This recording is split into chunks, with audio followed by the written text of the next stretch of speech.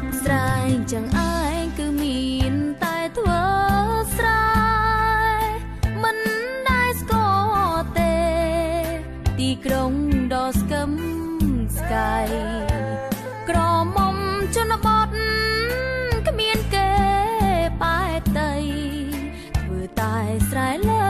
ដីស្បែកខ្មៅត្រូវថ្ងៃរាប់ខា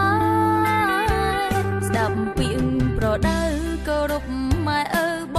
ងវទួងបីខ្លួនក្រត្រដោខំធ្វើស្រែហើលភ្លៀងហើលក្តៅខោឲ្យចប់តាស្រងាយហូបតែក្តាមខ្យងម្អមស្រែមិនដែលបានហូបនៅភីសា